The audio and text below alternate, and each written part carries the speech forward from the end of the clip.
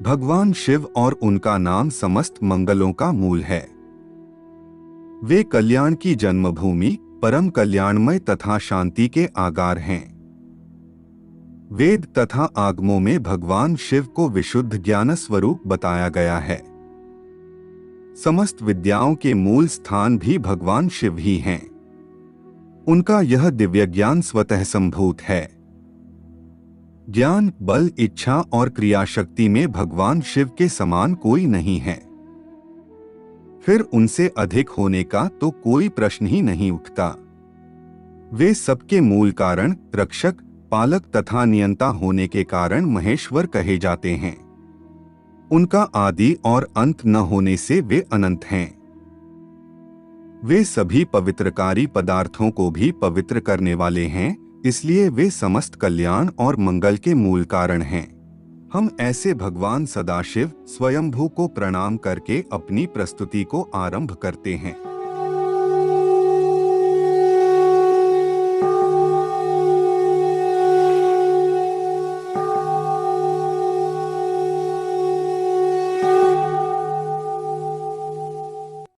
पुराणों के अनुसार भगवान शिव ही समस्त सृष्टि के आदि कारण हैं।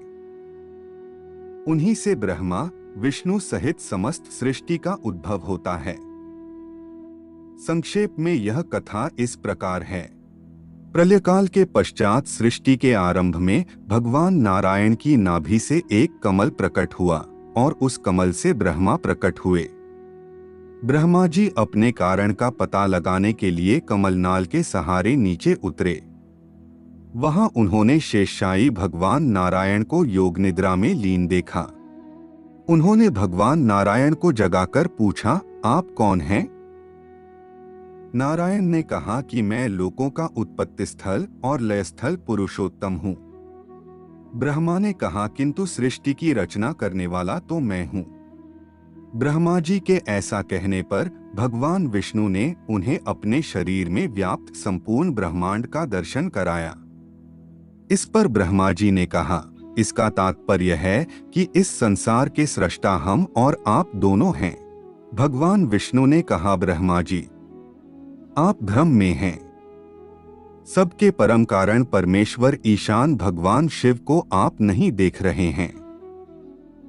आप अपनी योग दृष्टि से उन्हें देखने का प्रयत्न कीजिए।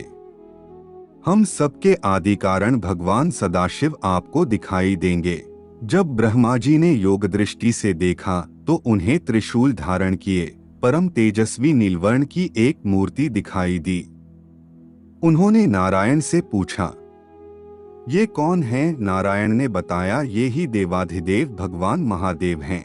ये ही सबको उत्पन्न करने के उपरांत सबका भरण पोषण करते हैं और अंत में सब इन्हीं में लय हो जाते हैं।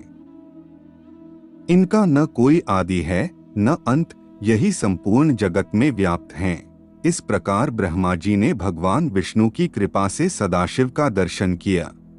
भगवान शिव का परिवार बहुत बड़ा है। 11 रुद्राणियां, 64 योगिनियां तथा भैरवादी इनके सहचर और सहचरी हैं। माता पार्वती की सखियों में विजया आदि प्रसिद्ध हैं। गणपति परिवार में उनकी सिद्धि, बुद्धि नामक 2 पत्नियां तथा क्षेम और लाभ 2 पुत्र हैं। उनका वाहन मूषक है। भगवान कार्तिकेय की पत्नी देवसेना तथा वाहन मयूर है।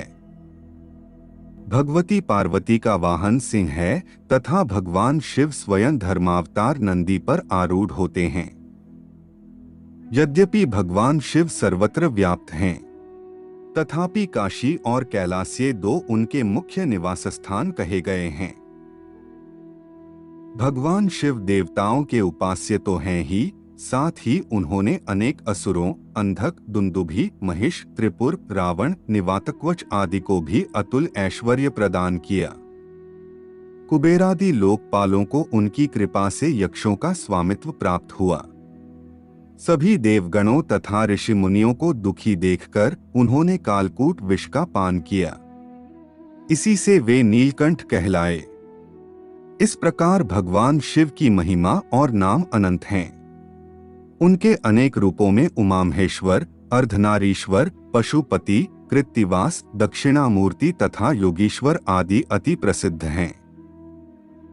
भगवान शिव की ईशान, तत्पुरुष, वामदेव, अघोर तथा सद्योजात 5 विशिष्ट मूर्तियां और शर्व, भव, रुद्र, उग्र, भीम, पशुपति, ईशान और महादेव, ये अष्ट मूर्तियां प्रसिद्ध हैं। लिंग शब्द का मतलब है आकार। हम इसे आकार इसलिए कह रहे हैं क्योंकि जो अप्रकट है वो जब खुद को प्रकट करने लगता है, या दूसरे शब्दों में कहें तो जब सृष्टि की उत्पत्ति शुरू हुई तो जो सबसे पहला आकार इसने लिया था वह एक अंडाकार था।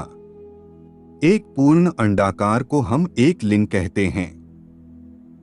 सोमनाथ, मल्लिकार्जुन, महाकालेश्वर, ओंकारेश्वर, केदारेश्वर, भीमाशंकर, विश्वेश्वर, त्र्यंबकेश्वर, वैद्यनाथ, नागेश, रामेश्वर तथा घुष्मेश्वर ये प्रसिद्ध 12 ज्योतिर्लिंग हैं।